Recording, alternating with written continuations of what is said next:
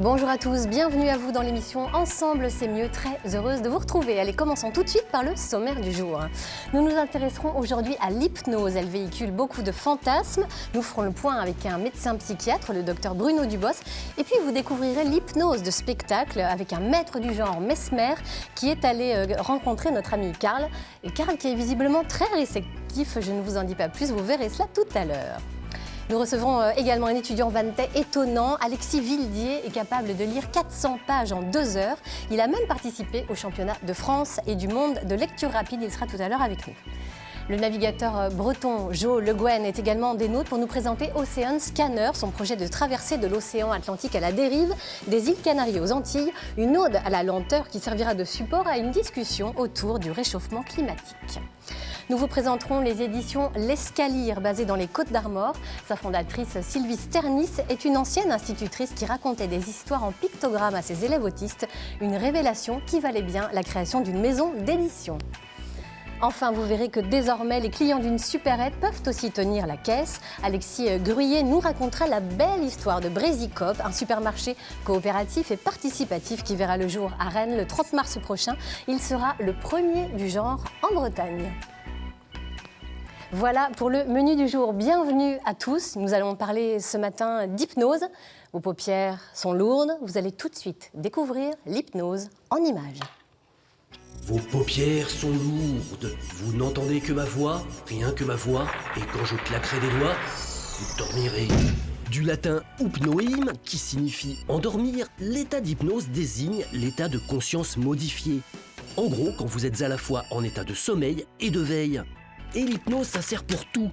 Arrêtez la cigarette, soignez votre peur des araignées, limitez la consommation de sucre, aidez à surmonter des chocs ou encore accoucher sans douleur. Mais attention, il en existe plusieurs formes. Vous êtes prêts ? La première, la plus spectaculaire, est créée en 1841 par un médecin autrichien. Elle consiste à vous faire croire à une certaine réalité. Les serpents deviennent inoffensifs et vous ne vous appelez plus Marc, mais Jeannette. La deuxième, la plus courante, date du XXe siècle. C'est l'éricksonienne. On entre dans l'inconscient de la personne hypnotisée en faisant appel à des images et des rêves. Vos sens changent, un bain chaud peut vous paraître complètement gelé. De plus en plus utilisée dans le milieu hospitalier, elle permet aussi de soigner la timidité, la confiance en soi, la douleur et la dépendance. Et enfin, tenez-vous bien, la troisième, c'est l'auto-hypnose. Ça se pratique tout seul et même parfois sans s'en rendre compte. Ça vous permet de vous déconnecter plusieurs fois par jour, en lisant ou en étant dans la lune. Une sacrée pause pour le cerveau. En revanche, face à l'hypnose, tout le monde ne réagit pas pareil. Plus on y est confronté, et plus c'est bénéfique et rapide. Un peu comme un sport. Plus vous vous entraînerez, meilleur vous serez. Alors écoutez bien ma voix et laissez-vous tenter.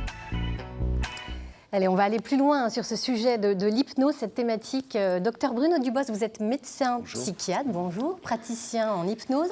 Oui. Pourquoi c'est un sujet qui fascine autant ? Ça fascine autant parce que, en fait, l'hypnose, le mot hypnose, c'est un mot, effectivement, comme ça a été dit, très très ancien, et qui a toujours eu des connexions, ou des passages, ou des proximités, on va dire plutôt, entre des gens qui l'utilisaient d'un point de vue spectaculaire, y compris dans des temps reculés, et puis des gens qui l'utilisaient comme une méthode de soin. Et comme le mot est le même, ça a toujours été très proche et très polémique. Et ça induit tout un tas de fantasmes, oui. Évidemment. J'ai envie de poser la question à Sylvie, ou à Jo, ou à Alexis. Vous avez quelle image, vous, de l'hypnotiseur ? C'est quoi ? C'est le pendule qu'on agite ? Moi, c'est le serpent dans le livre de la jungle, par exemple. Voilà. Jo, moi, ou Alexis ? Bêtement, je suis un peu habité par le doute, parce que je ne l'ai jamais subi, jamais essayé. Par exemple, j'ai le vertige, j'aimerais bien qu'on me l'enlève avec l'hypnose. Je ne suis pas contre, mais je suis un peu comme Saint Thomas. Saint Thomas. Bon, on va voir tout ça alors tout à l'heure. Et vous, Alexis ? Et moi, ce serait plutôt dans l'esprit de l'autoprogrammation. Le fait de se mettre dans un certain état d'esprit. Donc, ça peut être la compétition, ça peut être le fait de calmer sa nervosité, pourquoi pas arrêter les addictions, choses comme ça. On va revenir sur tout ça, justement. On essaie de répondre à toutes vos questions. Pour le scientifique, le médecin que vous êtes, finalement, il n'y a pas de mystère pour vous, il n'y a pas de magie. L'hypnose, c'est finalement quelque chose de très rationnel. Alors, tout à fait, c'est quelque chose de très rationnel et surtout très naturel. Alors, C'est-à-dire naturel, dans que quel sens? naturel, ça fait partie de nos compétences de base. Tout être humain a cette compétence-là. D'ailleurs, c'est pas que les êtres humains. On s'est aperçu que les animaux l'avaient aussi. Cette compétence-là d'être dans un état de conscience différent. Et que c'est donc une compétence naturelle. On est construit pour avoir cette compétence-là. D'accord. Donc en fait, j'entendais tout à l'heure là dans la petite présentation, il y a effectivement, on estime aujourd'hui qu'on fait à peu près une vingtaine de minutes dans une journée d'état qui ressemble à un état hypnotique, de façon naturelle. C'est ce qui nous permet d'aller bien. D'accord. À quel moment, par exemple? C'est des moments extrêmement différents pour chaque individu. C'est pas l'état qu'on a après manger. Oui, c'est pas la sieste, quoi. C'est pas la sieste. C'est des états où on est présent mais où on décroche. D'accord. Alors ça peut être des micro-moments ou des moments plus longs. Ça peut être aussi, par exemple, quand on fait un chemin long en voiture, où je pense Où il y a un moment, il y a une baisse de vigilance. quand on est sur un bateau, par exemple, peut-être. Oui, c'est sûr. où il y a une partie de nous qui est là, Ouais. et puis une partie de nous qui est ailleurs. Et en ouais. même temps très présente à ce qui se passe, mais aussi très présente à quelque chose de plus intérieur, de plus personnel, quoi. D'accord. Comment se passe une séance, docteur Dubois, très concrètement, si on veut faire de manière succincte un petit résumé? Les séances, en fait, comme l'hypnose est un outil de soin, il y a toute une période d'évaluation, en fait, parce que on fait pas de l'hypnose sur des symptômes, mais on fait de l'hypnose avec des gens. Et donc, le thérapeute doit prendre connaissance de l'individu dans sa globalité, c'est-à-dire à la fois dans ce qu'il est aujourd'hui, puis dans ses apprentissages, les choses qu'il a pu faire avant ou vivre avant. Et très souvent, on décide ensemble, et j'insiste sur la notion d'ensemble. En fait, c'est vraiment une équipe. Ensemble, c'est mieux, c'est bien. Voilà. Contrairement, Oui, on on peut pourrait pas y aller revenir à contre le l'hypnose patient. de spectacle Ouais. où on n'est pas dans une équipe. Là, il y a une coopération D'accord. qui est nécessaire et indispensable. Et une fois que le patient et le thérapeute ont défini les buts, on va dire, de ce que va devoir faire cette équipe-là, effectivement, après, on travaille avec l'hypnose, c'est-à-dire qu'on va... Alors, il n'y a pas de séance vraiment type, même s'il y a certains protocoles qui peuvent être utilisés, le plus souvent, c'est un état tellement naturel que le thérapeute va essayer simplement de stimuler ces capacités qu'on a, quoi. Souvent ça démarre souvent par un encouragement à être hyper attentif à des choses très sensorielles qui sont à l'intérieur de nous, la proprioception notamment. On y reviendra justement tout à l'heure. Ça marche aussi pour traiter les addictions. Tout à fait. Par exemple, pour arrêter de fumer. Alors, on va tout de suite voir un exemple. Regardez ce reportage. Vous allez simplement fermer les yeux en guise de rupture. Vous êtes confortablement relaxé. Morgane est allongée sur ce divan dans un but bien précis. Elle veut se libérer de sa dépendance par l'hypnose. À partir de maintenant, vous allez être consciente que la cigarette n'a plus sa place dans votre vie. L'hypnose, c'est un état modifié de conscience. Donc, c'est-à-dire qu'on va induire le patient donc, dans un état de relaxation profond, ce qui va lui permettre d'aller chercher au fond de lui vraiment les ressources nécessaires pour résoudre son problème. Un endroit qui vous a plu, un endroit plaisant. La séance démarre par un questionnaire. Quels sont les goûts de la personne et surtout, quelles sont ses motivations pour arrêter la cigarette? C'est par les conseils de ses amis que Morgane est venue ici. J'avais essayé notamment des méthodes plus médicales, paramédicales, notamment les patchs ou les chewing-gums, mais ça n'a pas fonctionné comme je l'aurais espéré.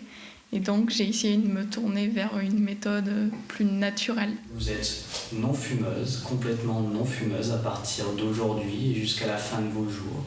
Selon ce praticien, on peut décrocher de la cigarette après seulement 2 séances. Avec le 5, vous pouvez ouvrir vos yeux et arriver ici et maintenant. On se sent libéré, vide aussi, comme si on venait de courir en fait, un peu fatigué, mais une fatigue positive. L'hypnose, une méthode parmi d'autres, mais pour écraser sa dernière cigarette, la motivation reste essentielle.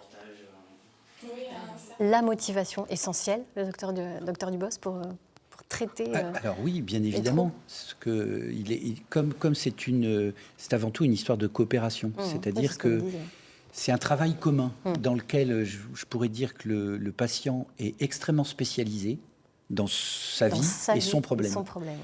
Et il est beaucoup plus spécialisé que le thérapeute. Ouais. Et le thérapeute, lui, est extrêmement spécialisé dans des compétences d'hypnose ou d'hypnothérapie, mais il est absolument beaucoup moins compétent que le patient pour la connaissance que le patient a de lui. Donc en fait, cette coopération-là, elle est indispensable. C'est pour ça que considérer qu'on va faire de l'hypnose pour arrêter de fumer, qu'on n'a pas vraiment envie, qu'on va aller voir un hypnotiseur qui va nous enlever l'idée de la cigarette de la tête, c'est un leurre absolu. Pour quel type de trouble ça fonctionne ? Alors, sur quel type de trouble ? Est-ce que ça fonctionne sur toutes les pathologies ou pas ? Alors, on pourrait dire d'une façon générale que c'est effectivement une méthode de soins qui peut être extrêmement large en termes d'indications. Ça va effectivement de choses très précises, comme des addictions au tabac, au sucre ou autres, aux troubles du sommeil, mais ça va aussi sur des choses beaucoup plus complexes, comme des problèmes anxieux, des problèmes de dépression, des problèmes de troubles alimentaires. Donc les indications sont très larges. Maintenant, après, il y a effectivement des contextes dans lesquels les choses sont plus difficiles. On reconnaît aujourd'hui qu'effectivement, certains troubles psychologiques graves, c'est beaucoup plus compliqué. Et puis, encore une fois, c'est pas une méthode de soins miraculeuse. Sinon, j'aurais 4 ans d'attente dans mon cabinet et encore, quoi. Vous voyez. Mais néanmoins, ça mérite d'être testé. Voilà. Oui, tout à fait. Vous restez avec nous. On va continuer à parler d'hypnose et notamment de ses applications à l'hôpital, par exemple. Un petit peu plus tard, dans cette émission, vous parliez de miracle. Eh bien, j'ai envie de me tourner vers un petit miracle. Il s'appelle Alexis Vildier. Il est étudiant en licence professionnelle à Vannes, à l'UT de Vannes. Vous arrivez, Alexis, à lire 400 pages en 2 heures, alors qu'il y a un an, vous n'aimiez pas lire. Racontez-moi pourquoi, comment, qu'est-ce qui s'est passé ? C'est ça. Pour rebondir au moment de vigilance dont parlait l'hypnotiseur. Docteur Dubos. C'est ça. Et en fait, nous, en lecture rapide, par exemple, on a une technique qui s'appelle les pomodoro. C'est-à-dire, on se concentre pendant un laps de temps qui peut être, par exemple, de 30 minutes, plutôt que de se dire qu'on va lire le livre d'une traite. Comme ça permet de conserver un état de concentration, on va dire, optimal. Parce qu'au final, on voit que si on veut trop persévérer, à la fin, c'est comme quand on conduit, les yeux fatiguent et on décroche un peu. Après les 30 minutes passées, on fait 5 minutes de pause. Voilà, on se ressource, on reprend un peu du poil de la bête. Et puis après, on se remet dans cet état d'autoprogrammation, je dirais. Comme on s'hypnotise, on se met dans un certain état et on repart pour la lecture. D'accord. Donc c'est une méthode précise qui vous a appris toutes ces techniques. C'est quoi ? Vous avez eu un coach en lecture rapide ? C'est ça. Alors le coach, Steve Abdelkarim, du coup, dans son programme Booster d'intelligence, la première chose qu'il fait, c'est de nous faire apprendre à désapprendre. Ça, c'est la leçon principale. Et en fait, par des petites techniques qu'on voit, donc par exemple suivre avec un guide visuel. Alors par exemple comment ? Montrez-nous. Par exemple, c'est simple, je ne sais pas si vous avez déjà essayé, mais si vous gardez la tête fixe et que vous essayez de tracer un cercle avec vos yeux. On va tous essayer en même temps, oui. Vous essayez de tracer un cercle, vous ne bougez pas la tête et vous vous rendez compte que c'est plutôt fatigant, qu'il y a des saccades, que ça peut même vous causer des mal de tête, alors que tout de suite, vous pointez avec votre doigt en l'air, vous suivez votre doigt, vous pouvez non seulement aller plus vite, le suivre plus facilement, c'est plus fluide et en fait il y a une certaine vitesse d'ingestion d'informations qui permet au cerveau de mieux accumuler toutes ces connaissances. Donc on a cette technique-là de suivre avec le doigt c'est ça. Les mots. C'est un des premiers trucs qu'on nous dit à l'école, c'est de plus suivre avec son doigt. Alors la plupart. Eh bien voilà, tout est. La plupart des gens que je vois dans le train ou à la bibliothèque, ils lisent, ils ont leur livre comme ça, ils sont très loin. Et puis moi ça m'est déjà arrivé quand je me forçais à lire, je suis à la ligne, je finis la ligne, puis là je fais celle d'en dessous. Je suis à la même, et puis en fait, on décroche, là, ça y est, on a quitté, on ne sait plus où on en était, alors que le doigt, tout est fluide, je verrais ça un peu musicalement, c'est-à-dire il y a comme un tracé à suivre avec des notes. on programme son cerveau à ne pas tout retenir finalement, mais à retenir quoi? Une émotion, à retenir... Oui, c'est ça, en fait. Ça se fait beaucoup sur ce qu'on aime, en fait, lire. Faut lire essentiellement ce qu'on aime. Ça peut servir pour aussi tout ce qui est travail et documents administratifs. Mais c'est clair que pour la mémoire à long terme, c'est le plaisir qu'on y prend qui y sera pour beaucoup. Donc on retient aussi bien, même en lisant très très très vite. C'est ça. Par exemple, l'autre fois, j'ai fait un test pour voir vraiment si ça pouvait marcher sur tout. Je me suis dit, je vais prendre les décimales de pi et on va voir combien c'est possible. Ouais. Alors j'ai fait le test, en 30 minutes, j'ai retenu 117 décimales. Et en les associant à quoi? En les associant à une phrase. Je me dis une phrase dans ma tête. En fait, c'est un processus de transformation de chiffres en lettres. On en fait une phrase et tout de suite, on me demande, j'ai juste à me rappeler la phrase auquel il faut que j'ai donné un sens et que les lettres soient, entre guillemets, appropriées aux chiffres qu'elles représentent. Et que à partir de ça, en fait, à l'avance, je ne sais pas quel chiffre je vais dire, mais c'est la phrase qui me permet de garder une logique. La mémoire de ces chiffres. D'accord. Vous avez participé au championnat de France et au championnat du monde de lecture rapide. Oui. De quelle façon vous avez été sélectionné et est-ce que ça vous sert aujourd'hui au quotidien à apprendre des choses, je ne sais pas, des langues étrangères par exemple? Oui, c'est ça. Alors c'est grâce toujours à Steve Abdelkarim. En fait, par le biais d'une vidéo sur les championnats du monde. Donc moi, ça me stimule beaucoup cet état de compétition. Et du coup, en fait, il y avait les inscriptions pour les championnats de France. Du coup, j'ai décidé de le faire. Et comme la condition pour rester dans l'équipe, c'était de lire un livre par jour, autrement dit, pas le choix, il fallait se ressourcer sur tout ce qui est technique et enlever les chaînes, les croyances limitantes de notre cerveau. Et puis, comme ça, au début, c'est devenu un peu une obligation. Après, on commence à avoir des thèmes qu'on aime plus. Donc, moi, c'était la philo. Il y a eu quelques romans. Puis, au final, on se rend compte que même les thèmes qu'on aurait dit que ce n'était pas forcément très intéressant, on y voit toujours un lien avec un autre sujet. Aujourd'hui, vous arrivez à apprendre des langues étrangères très rapidement. C'est ça. Et puis, en fait, on y voit aussi une certaine ouverture d'esprit et comment un autre pays peut percevoir le monde.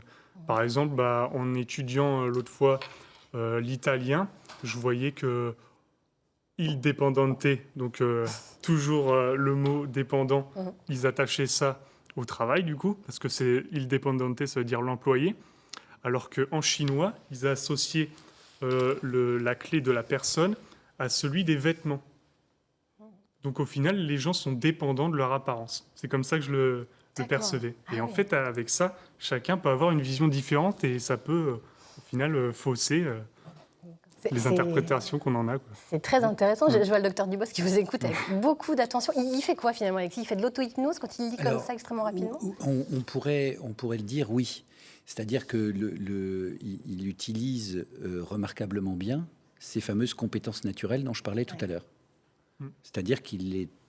vous les utilisez alors avec un guide, peut-être, mais vous les développez de façon tout à fait remarquable et sans besoin de thérapeute. C'est-à-dire qu'effectivement, c'est quelque chose qui est naturel. Effectivement. Donc c'est juste utilisé de façon plus pertinente ou plus efficace ou plus. Après, on peut trouver plein de mots différents, mais ça a à voir avec ça. Bon, alors on va maintenant parler, si vous voulez bien, d'une autre forme d'hypnose. C'est l'hypnose de spectacle, on l'évoquait tout à l'heure. Karl Brozek est allé à la rencontre de l'artiste Mesmer aux Libertés à Rennes. Une rencontre étonnante, vous allez voir. Bonjour Mesmer. Bonjour, bonjour. Alors on ne vous présente même plus, vous êtes le fascinateur, vous êtes l'hypersensoriel. Comment ça vous est venu tout ça? J'ai commencé tout jeune. J'ai plongé dans l'hypnose tout jeune, dû à mon grand-père qui avait acheté un bouquin dans les années 30, 1930. Il avait acheté un livre sur la puissance du subconscient, la force de l'esprit, l'hypnose et tout ça. Et ce bouquin-là, c'était mon livre de chevet. Il me l'a donné quand j'avais 7 ans. Alors j'ai commencé à étudier ce livre-là. Alors c'est intéressant parce que vous avez ressenti que c'était un don chez vous, c'était juste une pratique, une fascination de votre part. Je ne peux pas dire que c'est un don parce que je l'ai développé, je l'ai appris. Il y avait des techniques qui étaient là, je les ai essayées et ça a marché. Où je pense que le don pourrait être là, c'est le don d'être un bon showman, par exemple, le don d'être d'un bon thérapeute en cabinet, mais je pense qu'avec l'hypnose, c'est comme des chanteurs, on peut tous chanter, mais on ne chante pas tous bien. Alors avec l'hypnose, j'ai su hypnotiser de façon correcte les gens assez rapidement. Alors ça vous impressionne tellement qu'on ne peut que se demander si vous-même, vous avez déjà été hypnotisé? Disons que j'ai déjà voulu tenter l'expérience de l'hypnose de spectacle avec l'hypnotiseur Domino. C'est lui qui m'a donné l'idée de faire des shows, parce que je ne savais même pas que les shows d'hypnose existaient quand je pratiquais l'hypnose chez moi. Alors quand je l'ai vu lui pour la première fois, je disais que je vais monter sur scène, je vais tenter l'expérience. Mais j'étais tellement curieux, je voulais tellement comprendre la technique d'induction rapide que lui possédait à l'époque, que je ne me suis pas laissé aller. Induction rapide, je me permets de vous interrompre. L'induction rapide, c'est le fait de faire une chose immédiate.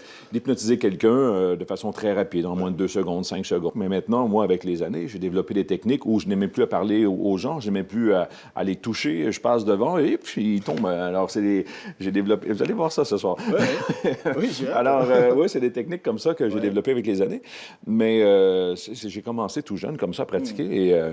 Mais à chaque soir, hein, la scène, c'est un laboratoire pour moi. Oui, c'est vraiment son filet, c'est ce que j'allais vous dire. Est-ce qu'il y a malgré tout des gens qui restent difficiles ou impossibles à hypnotiser? Dans un spectacle, oui. Je dois trouver les gens qui sont les plus sensibles à l'hypnose rapide. C'est pas évident dans un public quand vous choisissez comme ça. J'ai développé une technique de travail qui me permet, dans des grandes foules, avec 2-3 000 personnes et plus, de trouver les gens de façon rapide. Ils sont invités à monter sur scène. J'en sélectionne une cinquantaine au final qui vont vivre l'expérience sur scène.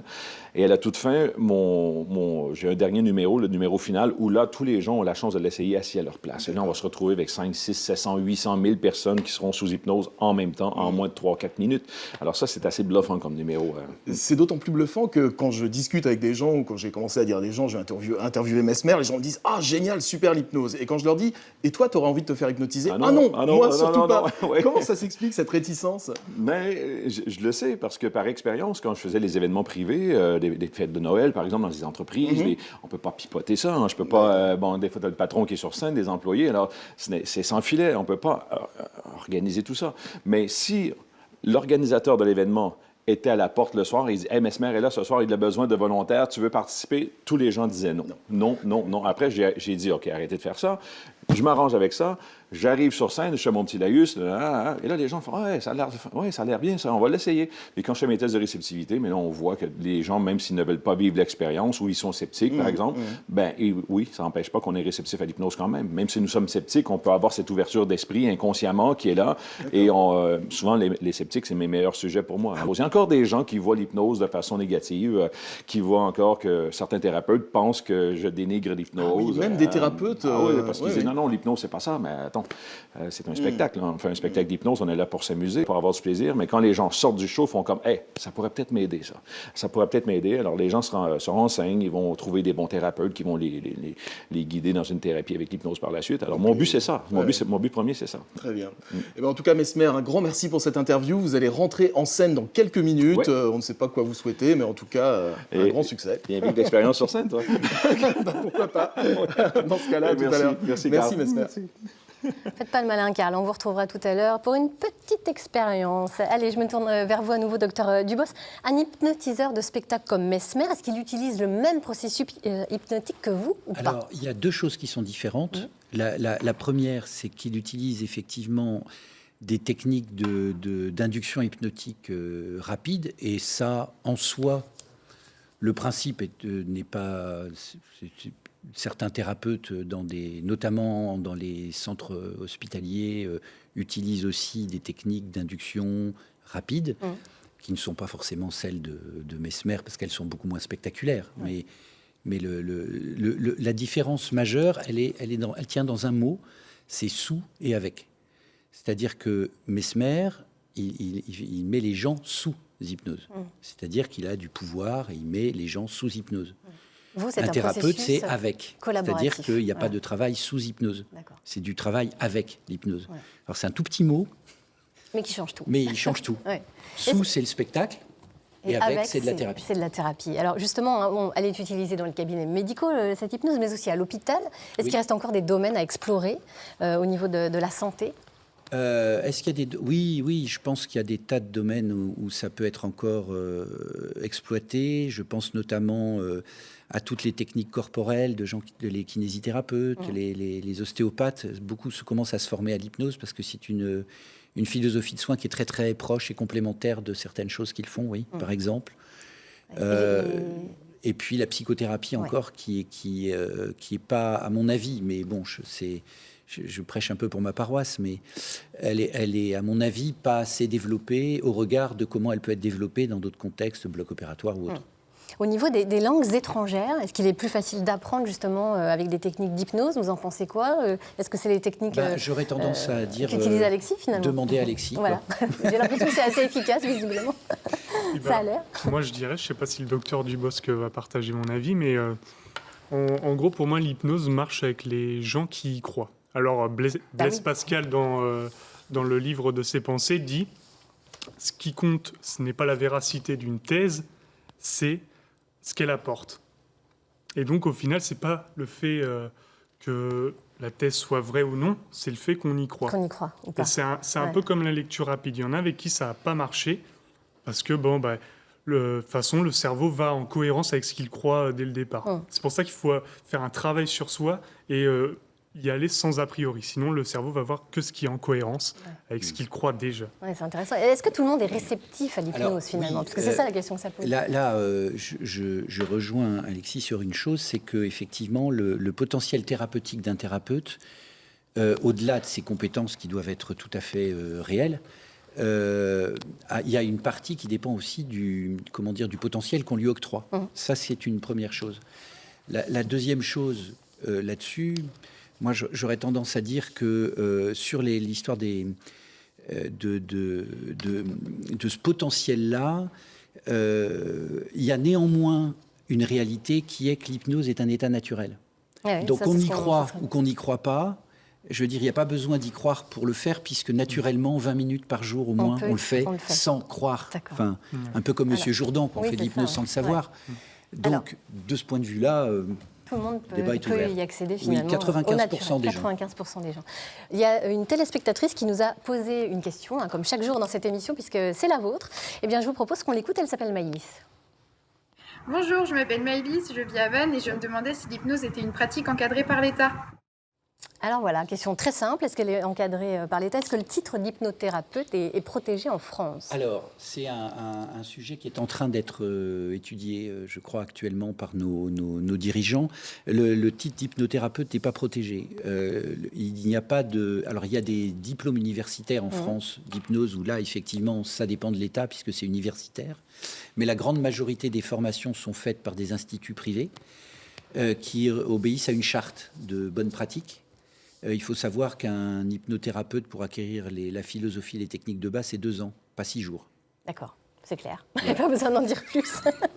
Allez, on va terminer juste avec une petite info très pratique. Quelle est la durée moyenne d'une séance d'hypnose et son coût à peu près pour être tout à fait Alors, c'est très variable, mais en gros, on peut considérer que des séances d'hypnose peuvent être extrêmement courtes, de l'ordre de 15-20 minutes jusqu'à 45 minutes, 1 heure, ça dépend de ce qu'il y a à faire et du contexte. Quant au prix, je sais que la majorité des gens prennent... Alors les gens qui sont remboursés prennent des dépassements, parce que c'est un acte qui nécessite quand même des choses. On va dire en moyenne entre 65 et 90 euros. Du moins en Bretagne. Parfait, merci, docteur Dubosc. On va se tourner maintenant vers Jo Le Gouen, navigateur breton. Bonjour Jo. Bonjour. Bon, alors voilà, vous savez tout de l'hypnose maintenant. Vous qui doutiez, peut-être plus maintenant. C'est intéressant, oui. Peut-être que vous l'aviez déjà pratiqué sur un bateau, finalement, sans le savoir. Non, ce serait bien pour la gestion du sommeil, c'est sûr, parce que le problème sur un bateau, quand on navigue comme ça, le problème du sommeil est important. Oui. Bien qu'on change complètement, je dirais, de métabolisme, je ne sais pas si c'est moi qui le convient, mais sur un bateau... Pour s'entraîner, on peut pas enfin, moi personnellement, j'arrive pas à m'entraîner à terre pour mettre en condition de bateau. Par contre, en bateau, je change complètement de tout, de sommeil, d'habitude, de nourriture, de tout. Mais je n'arrive à le faire que dans le contexte. Ouais. À la limite, l'hypnose pourrait aider à se préparer pour des courses, en particulier en solitaire, etc. Et surtout la gestion du sommeil. Quoi. Parce qu'on arrive vite à des hallucinations, etc. Vous voyez, c'est vrai que les courses en solitaire demandent beaucoup d'attention, enfin, disons, on est en permanence à l'écoute. En fait, naviguer, c'est gérer des bruits. On écoute son bateau tout le temps. Ouais. Même quand on dort, on écoute son bateau. Beaucoup de navigateurs se sont réveillés. Il y avait un cargo à côté d'eux, par exemple. Et gérer des bruits, c'est très important. Donc l'hypnose, je pense qu'elle serait très intéressante pour ça aussi. Le problème de l'hypnose, pour moi, c'est que quelqu'un a le contrôle sur vous. Vous voyez, c'est une espèce de peur un petit peu basique de donner le contrôle de soi à quelqu'un. C'est ce que je disais. C'est-à-dire que vous gardez le contrôle. C'est votre contrôle. Oui. Alors, je vous changez tout, sauf vos convictions, quand vous êtes sur un bateau. Voilà plus de 2 ans que vous travaillez sur le projet Ocean Scanner, un projet de dérive à travers l'Atlantique, des îles Canaries aux Antilles. Quel est son objectif exactement? Dites-nous. Au départ, c'est un désir personnel de dériver, parce que la vitesse, c'est vrai, la vitesse ne permet pas forcément d'apprécier les paysages. Nous sommes à l'envers, tous les deux, mais complémentaires. Et c'est vrai qu'en fait, quand vous traversez un paysage en voiture, ou à vélo, ou à pied, c'est plus le même paysage du tout. Alors, moi, maintenant que j'ai navigué beaucoup à la voile et fait des traversées à la rame, je me suis dit que dériver à travers un océan, ça permettait d'en faire connaissance, d'adhérer au milieu. Et donc, je me suis dit que j'allais monter ce projet de dérive. Et un projet n'a de sens que s'il parle aux autres. Et je me suis dit à quoi peut servir ce genre de projet, à part à assouvir un de mes fantasmes de traverser un océan à la dérive. Je me suis tourné d'abord vers des scientifiques, voir si ça pouvait les intéresser. Ça en intéresse certains qui voient là, en fin de compte, une manière de faire des mesures en continu dans un océan. Ils ont des satellites, des bouées dérivantes, des navires océanographiques, mais en fait, personne n'a jamais traversé un océan à la dérive en prenant des mesures sur les paramètres R et O, par exemple. Donc, il y a des gens des labos du CNRS ou d'IFREMER qui sont intéressés par cette expérience. Et en fin de compte, je me suis dit... voilà une traversée qui va partir au mois de novembre prochain, qui va durer à peu près 5 mois. Ouais. C'est à peu près ce qu'il va falloir, 5-6 mois pour traverser l'océan Atlantique à la dérive. Donc, en plein cœur de l'année scolaire. Et donc, qu'est-ce qu'on va faire? Et mesurer, en fait, des Canaries aux Antilles, c'est loin de nous, mais en fait, tout ce qu'on va mesurer, c'est les conséquences de la méthode de production et de consommation ici. Il n'y a pas de production spontanée de plastique dans les océans, vous voyez. Et toute l'acidification, etc., vient d'ici. Ouais. Donc, quelque part, en fin de compte, je me suis dit, on pouvait peut-être proposer aux écoles de suivre cette traversée, qui dure donc longtemps. Donc la lenteur, là encore, permet aussi de bien travailler dessus pour un professeur de SVT, par exemple.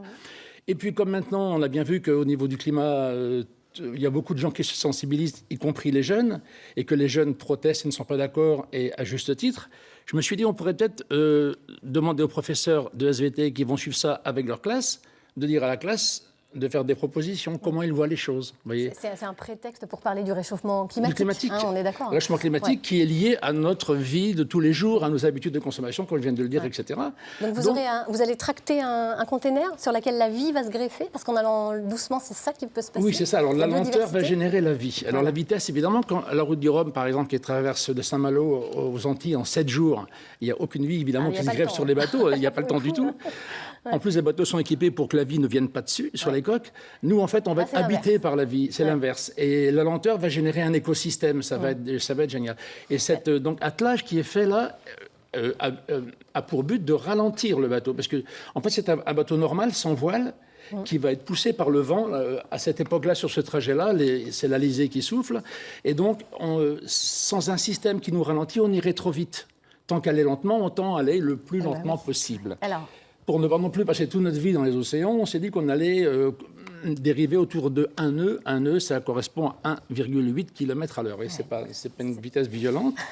Et donc, on a imaginé ce système, en fin de compte, pour nous ralentir. Et du coup, en fait, ce système va générer la vie. Et ça va être magnifique. Alors, vous avez choisi un financement participatif original. Vous allez nous raconter ça rapidement, mais c'est vraiment un financement égalitaire. C'est ce que vous souhaitiez. Oui, parce qu'en fin de compte, si vous voulez, le climat, tous ces problèmes-là, ce n'est pas le fait de quelques-uns. C'est l'affaire de tous. C'est l'affaire de tous, de chacun. Donc je me suis dit, il n'y a aucune raison qu'il y ait des gens qui arrivent en sauveur ou qui disent, moi j'ai aidé, etc. Je me suis dit, voilà, tout le monde au même niveau. Donc j'ai schématisé un petit peu ça. En fait, le projet, en serrant les boulons, vraiment, je peux vous l'assurer, est à 150 000 €. Je me suis dit, en fait, il y a 15 mois de préparation. Enfin, entre la préparation et le déroulement du projet, nous sommes en mars maintenant 2019, on va arriver aux Antilles vers le mois avril-mai 2020. Donc je me suis dit, voilà, je vais demander 5 € à tout le monde. Donc 5 € minimum et 5 € maximum aussi. Voilà. Vous n'avez pas le droit de donner plus. Parce que de toute façon, le but, c'est que si vous voulez si vous souhaitiez donner plus, eh bien, écoutez, plutôt que de donner plus, vous trouvez des amis, des collègues qui vont aussi donner 5 €, comme ça la même somme va rentrer et plus de gens seront sensibilisés. Voilà. Donc c'est devenu comme ça. Et puis du coup, c'est ce qu'on peut faire sur les 2 plateformes, litchi.com, on peut participer à votre beau projet Ocean Scanner, et okepal.com, voilà, 2 sites internet qu'on donne tout de suite. Donc si on veut vous aider pour ce magnifique projet Jo, eh bien voilà, on participe de cette façon. Hein. Très très beau projet, donc lenteur et rapidité ce matin à nos côtés sur ce plateau. Merci beaucoup, Jo Le Guen, d'être venu nous présenter ce beau projet Ocean Scanner. On va maintenant retrouver Karl Brozek, si vous voulez bien, qui a testé l'hypnose avec Mesmer. Vous allez voir. Karl, on va faire un petit test de réceptivité. Okay. On tente. Hein. Okay. Tu as peut-être déjà vu le test des doigts qui s'approche et on va placer les 2 mains dans cette position ici. Les 2 index qui pointent en direction du plafond. Ouvre les doigts et regarde l'espace entre les doigts. Ouvrez à peu près 1 centimètre d'espace entre les doigts. Regarde l'espace qui est ici, OK? Imagine que je transperce les doigts ici avec une vis, et je prends la vis, et je serre la vis. Et regarde les doigts qui se rapprochent, et se collent. Et les doigts se rapprochent et se collent. Et se collent encore de plus en plus fort, et de plus en plus collés, de plus en plus soudés. À mon signal, les doigts resteront coincés ensemble, peu importe ce qui se passe, et tant que je ne dirai pas le contraire. Avec le 1, la pression augmente. Avec le 2, de plus en plus collé. Avec le 3, ça ne bouge plus. Les doigts restent coincés, collés, soudés ensemble, peu importe ce qui se passe maintenant. Alors, Karl, tu es maintenant conscient de ce qui se passe. Les doigts sont toujours coincés ici. Tu essaies de les séparer en ce moment? Oui. Essaye, force. Ça ne bouge plus, là. Non, ça ne bouge plus. Là. Mais pourtant, il est conscient. Les doigts restent coincés, collés, soudés. Souvent, les gens disent « Ah, mais c'est un mouvement naturel des doigts qui ont tendance à s'approcher. » Oui, on parle d'un mouvement naturel, mais par la suite, on amplifie avec la suggestion. Et là, quand les doigts restent coincés, c'est que le subconscient capte la suggestion et lui réagit à la suggestion que je lui donne. Alors même, tu forces là, en ce moment pour essayer de les séparer, c'est ça? Oui, OK, ça bouge plus. Hein. Alors, je te laisse là-dessus et on se reparle dans une semaine. Okay? Quelqu'un peut venir me nourrir demain? Regarde, on va couper le contact rapidement. 1, 2, 3. Et c'est parti, on peut séparer les doigts maintenant. Doucement. Vas-y, tu peux ouvrir les doigts. Oui, voilà. Si c'est bon. C'est bon. Bon. D'accord, OK. Alors, les gens qui disent « Ah, c'est un mouvement naturel, ça cherche à se coller », oui. Mais après, quand on les tient coincés ensemble, là, on va plus loin, on a passé l'étape. Alors maintenant, tu peux les séparer quand tu veux. Hein? D'accord, oui. OK, c'est pas un drôle de truc, hein? Oui. C'est très particulier, c'est un bon sujet, oui. On recommence. On met les mains comme ça, les 2 doigts comme ça, ouvre les doigts. Maintenant, j'ai programmé le subconscient, regarde bien ce qui se passe, sans même parler.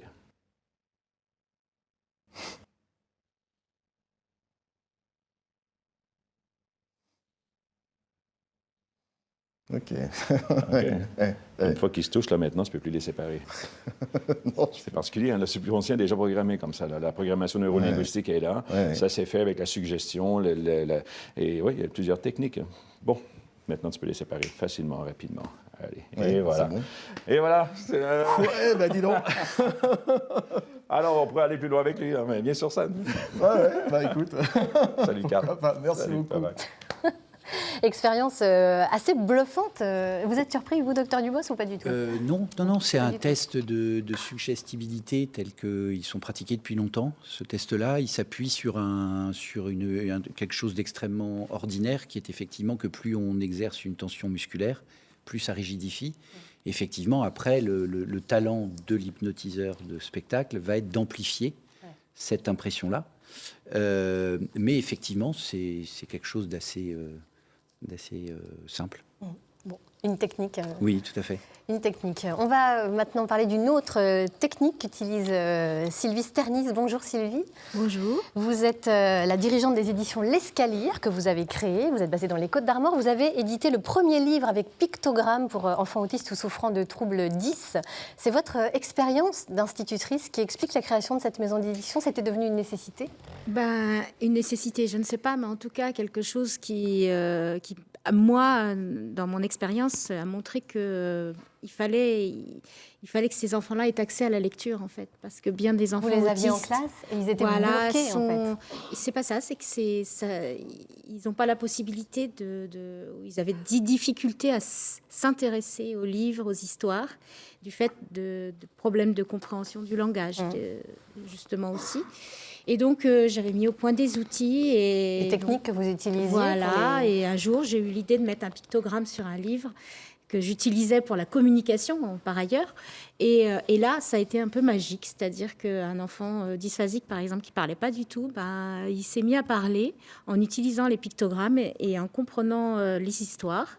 Et puis, il s'est mis à reprendre les pictogrammes, à lire les livres tout seul pendant des semaines dans le coin bibliothèque et tout ça. Ça a été une révélation. Voilà, ça a été une révélation, non seulement pour moi, mais surtout pour les enfants. Une révélation, moi, par rapport aux enfants. Alors, vous éditez aujourd'hui des livres très connus, des contes, comme Boucle d'or, par exemple. Voilà, c'est ça. Des histoires originales également. Voilà, donc les 2 premiers livres sont des contes. Donc il y a le conte de Poule Rousse, la petite poule qui plante du grain de blé et qui n'est jamais aidée par ses camarades. Et l'histoire de Boucle d'or et des 3 ours qui est très très connue aussi dans les contes traditionnels. Alors, donc comment raconte-t-on une histoire en pictogramme? Ça nous intrigue, on va en voir là tout de suite.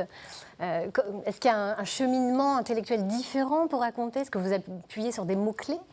Oui, un petit peu. C'est-à-dire que, en fait, je réécris. C'est un petit peu comme si vous disiez je vais prendre des images ou des photos pour raconter mes vacances, quoi, et sans avoir à... Et donc, il faut choisir des passages clés, des mots-clés. Il faut trouver des phrases simples. Donc sujet, verbe, complément? Voilà, grosso modo, c'est ça. Et donc, on est aussi donc, un peu dans le facile à lire, puisque c'est des phrases à syntaxe très simple. Et puis, il faut trouver des images, surtout simples aussi, et qui sont facilement accessibles à n'importe qui. Alors, forcément, tout ce qui est plus conceptuel, c'est difficile.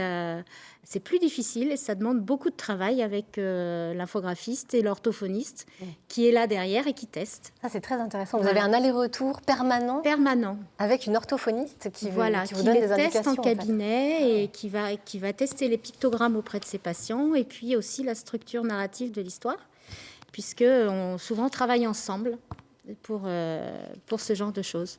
Alors, ça répond à un besoin immense chez les enfants, mais également chez les adolescents et même les adultes. Oui. Ça a été couronné par un prix que vous avez reçu en décembre 2018, le prix Andy Livre. On imagine que ça a été beaucoup d'émotions. Oh, énorme. Énorme. J'ai même perdu tous mes moyens, mais bon. Oui, parce que... Pourquoi beaucoup d'émotions? Tout simplement aussi parce que depuis que j'ai créé ça, je rencontre énormément de personnes handicapées autour de moi et ce sont des personnes qui ont une empathie énorme. Et notamment mon infographiste, par exemple, qui fait ces magnifiques pictogrammes, eh bien, elle-même est malade. Elle a une maladie orpheline qui la paralyse et elle ne peut travailler qu'avec ses mains, par exemple. Elle ne bouge plus que ses mains et puis autrement, elle parle et tout ça. Et donc, elle arrive à faire des choses absolument magnifiques. Et elle était là, elle a du mal à se déplacer. Elle était venue à Paris pour ce prix. Et pour moi, ça a été un bonheur. Voilà, c'est aussi ça l'émotion. Oui, puis vous avez quitté l'éducation nationale. On parlait tout à l'heure de mémoire émotionnelle. Ça, c'est quelque chose qui me revient par moments, par vagues, et qui est encore très fort. De même que les rencontres que je fais dans les salons, par exemple, avec des personnes qui viennent me voir exprès et des enfants. Et c'est souvent des moments où on a les larmes aux yeux, quoi. Voilà. Alors, vous travaillez non seulement sur les livres numériques, mais aussi, sur les livres papier, mais aussi sur les livres numériques. Vous travaillez avec une start-up nantaise. Exactement, sur des adaptations. Dont je crois qu'on a déjà parlé dans votre émission il n'y a pas tellement longtemps. Exactement. Voilà. Et donc, alors là, c'est une première pour eux, puisque jusqu'à présent, ils adaptaient uniquement du texte. Et là, eh bien, ils ont adapté les pictogrammes, c'est-à-dire que quand l'enfant... pose son doigt, c'est sur tablette tactile, pose son doigt sur le pictogramme, et bien ça énonce le mot ou le groupe de mots qui correspond au pictogramme. Et donc, vous avez la possibilité, bien sûr, d'avoir la lecture synchronisée et l'accès à l'illustration. Et voilà. Donc ça, c'est aussi une nouveauté qui va sortir très prochainement. Voilà, écoutez, disponible très prochainement. On va suivre tout ça. Merci beaucoup, Sylvie, d'être venue nous présenter l'Escalire. Alexis, j'ai envie de me tourner vers vous. C'est peut-être une façon de lire encore plus vite avec des pictogrammes. C'est un autre abordage, quand même, ce genre de lecture. Justement, en allant faire les championnats du monde en Chine, je me suis aussi intéressé donc, au langage, surtout japonais, parce qu'il y a une grosse culture manga en France. Donc...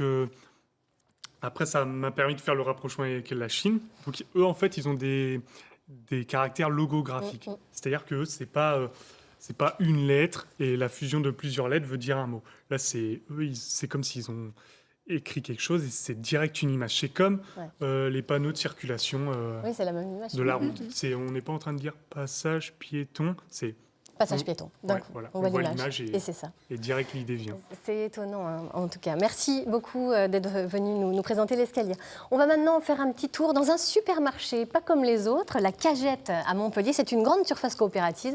C'est un vrai succès depuis son ouverture grâce aux coopérateurs qui sont à la fois copropriétaires, bénévoles et clients. Un reportage signé Jérôme Gossin et Sylvie Bonnet. Ah, il est loin le temps où quelques citoyens précurseurs préparaient et distribuaient des cagettes de produits frais dans un garage. Depuis septembre 2017, la Cagette est devenue le nom d'un supermarché coopératif de 400 mètres carrés grâce à un financement participatif de 240 000 €. Ici, pas de malbouffe, mais une alternative aux enseignes de la grande distribution. Ce qui m'a attirée ici, c'est l'esprit communautaire, en fait, de l'entraide, du fait d'être sur le non commercial, de pouvoir choisir aussi ses produits, en fait, d'avoir des produits de qualité, de savoir d'où ils viennent. Aujourd'hui, le supermarché compte 1350 copropriétaires qui doivent travailler 3 heures par mois dans l'établissement. Chacun passe naturellement de client à employé, toujours avec le sourire. Je suis spécialiste du brocoli, moi. Les brocolis, ils sont frais, ils sont beaux, ils sont tout neufs. Tout ça, ça se fait dans la bonne humeur. On n'est pas là, c'est pas un boulot, c'est quelque chose qu'on a vraiment choisi de faire. Là, c'est mon premier tour de caisse. Du coup, je suis assistant. Et ça se passe plutôt bien pour l'instant ? Oui, bien. Voilà. Oui, ça va, il passe bien. Comment tu vas payer ? En carte. En carte. Autre démarche originale, la marge appliquée sur tous les produits est affichée à l'entrée. Nous, on a le principe de marge unique, pas de produits qui sont mis en valeur ou en avant plus qu'un autre. Et on se rend compte que finalement, sur certains produits, le bio n'est pas si cher que ça par rapport au conventionnel. Nous, notre objectif, c'est de chercher dans tout ce qui est autour de la distribution à créer des filières durables et économiquement durables pour tout le monde, tant pour les consommateurs que pour les producteurs. Cette année, les coopérateurs de la Cagette se sont vendus à eux-mêmes plus d'1 million € de marchandises. Nous sommes de retour sur le plateau. Alexis Gruyer nous a rejoint. Bonjour Alexis. Bonjour. Vous êtes trésorier de la coopérative Brésicop, un supermarché coopératif qui va bientôt ouvrir en Bretagne. Tout à fait, tout à fait. C'est une première chez nous. Et oui. Et oui. Alors on l'a vu, hein, ça existe dans plusieurs régions françaises. Est-ce qu'ils fonctionnent tous de la même façon, ces supermarchés coopératifs ou pas ? Oui, alors le principe à la base, c'est la Food Coop new-yorkaise qui a été créée en 1973. Et on reprend un petit peu le même principe. Aujourd'hui, il y en a différentes en France. Il y a la Cagette que vous avez montrée à Montpellier. Il y a aussi notamment la Louve à Paris, qui a été créée en 2010, où il y a plus de 6000 coopérateurs. Mais globalement, c'est toujours un petit peu le même système, 3 heures de temps par coopérateur, et voilà. 3 heures de temps. Donc là, vous, ce sera à Rennes, hein, c'est dans un quartier rennais. On passe alternativement de clients à employés, finalement, c'est ça le principe ? Complètement. Et on s'engage à l'année ? Comment ça se passe ? Alors, concrètement, on va dire, pour expliquer comment ça se passe, donc si vous venez à la coopérative, on vous rencontre, on vous propose de devenir coopérateur de la coopérative, donc de prendre une part sociale de la coopérative, d'être copropriétaire d'une certaine manière, et ça vous amène à avoir des droits et des devoirs par rapport à la coopérative. Donc les droits, c'est forcément de pouvoir consommer tous les produits, ce qui n'est pas le cas pour la personne qui se balade dans la rue, elle ne peut pas rentrer dans le magasin. Et à l'inverse, les devoirs, c'est que vous devez même donner 3 heures de votre temps tous les mois pour faire fonctionner le magasin, et dans des rôles très différents, comme le caissier, comme le cariste pour approvisionner le stock, remplir les rayons, faire la trésorerie du magasin, différentes choses. Déjà, combien de coopérateurs sont inscrits là chez vous ? On est plus de 220. À l'heure actuelle, on avait besoin d'être 150 pour démarrer. Et là, on est plus de 220. Donc, c'est une bonne étape de franchie avec la suite, on espère, brillante. Oui, alors vous ouvrez vos portes le 30 mars à Rennes. Hein. Oui, vous avez besoin de quoi maintenant ? Vous avez tout fait vous-même ? Oui, on a tout fait nous-mêmes. Les étagères, complètement. On a fait. Il y a eu un énorme travail qui a été réalisé par les, on va dire, la quarantaine de personnes qui ont participé activement au chantier depuis quelques mois. Là, aujourd'hui, on a surtout besoin de coopérateurs. Le magasin, au démarrage, il va être ouvert sur 8 créneaux seulement de 3 heures par semaine. Plus il va y avoir de coopérateurs qui vont nous rejoindre, plus on va pouvoir ouvrir sur des amplitudes horaires classiques d'un magasin, donc 6 jours sur 7. Donc là, on a vraiment besoin de ça. Mais on n'a pas trop de doute d'en trouver à Rennes et dans les alentours. Ouais. Il y a plein de monde du quartier qui vient nous voir, qui se propose pour être coopérateur, qui souhaite venir nous rencontrer. Voilà, donc on n'a pas trop d'inquiétude là-dessus. C'est un très beau projet. Vous avez connaissance de d'autres projets de ce type en Bretagne, peut-être, qui sont en chantier, entre guillemets? Ouais, il y en a un à Vannes. Je crois que ça s'appelle la COP des Vénettes, voilà, qui est aussi en montage, qui n'est pas encore ouvert pour le coup, mais qui est aussi en montage. Donc voilà, ça va venir. Il y en a une à Nantes, pas très loin aussi, à Scopelli, qui fonctionne déjà par contre. Bon, écoutez, ça va sûrement faire des petits, tout ça, encore une fois. Et puis, on rappelle donc l'ouverture de la Brésil-Coop, c'est le 30 mars à Rennes. Donc, et on peut retrouver toutes les infos sur votre site internet et votre page Facebook. Complètement. Merci beaucoup, Alexis. Merci à tous d'avoir été avec nous. On va parler d'une autre petite boutique, mais cette fois-ci, c'est une série documentaire. La série documentaire de Patrice Lecomte, elle s'appelle Les Boutiques Obscures. Ces petits magasins, vous savez, immuables, la petite droguerie, la petite mercerie, sur lequel le temps ne semble pas avoir de prise, eh bien, ce sera diffusé toute cette semaine à 9h15 sur notre antenne. Voilà. Et puis j'en profite également pour faire un petit appel à témoins. Vous le savez, c'est votre émission. Si vous êtes jardinier en herbe et que vous faites vous-même vos boutures, eh bien, venez nous en parler. Pour cela, rien de plus simple, vous allez sur la page Facebook de France 3 Bretagne ou bien vous répondez à cette adresse mail ecm.bretagne@francetv.fr. Et puis sinon, vous n'hésitez pas, vous nous passez un petit coup de fil. On est là pour ça. On est là pour vous répondre. C'est votre émission. Merci à tous. Bon, écoutez, on ne regardera plus jamais l'hypnose de la même façon, ni les mots d'ailleurs. C'est votre prochain record, Alexis, ça va être quoi finalement? Vous allez lire encore plus vite? La prochaine étape, c'est de faire son livre. Ah, carrément? Carrément. D'écrire un livre pour cet été. Et en lien donc avec ce que disait Alexis, je lisais justement un livre ce week-end qui parlait de l'intelligence collective et je crois que c'est l'intelligence du futur. Donc, ça, on en est certain. L'intelligence collective, c'est l'intelligence du futur. Ensemble, c'est mieux. On le sait tous, n'est-ce pas? Et surtout, n'oubliez pas le projet de Jo Le Guen, Océan Scanner. On participe. On a encore quelques mois pour le faire. 5 € pour tout le monde. Hop, voilà. Emballer, c'est peser. Merci à tous d'avoir suivi cette émission. On se retrouve demain autour de la thématique du vélo en ville. Quels avantages y voyez-vous? Comment rouler en toute sécurité? On vous dira tout. On vous souhaite une belle journée sur France 3 Bretagne. Dans quelques minutes, votre journal régional. Kenavo.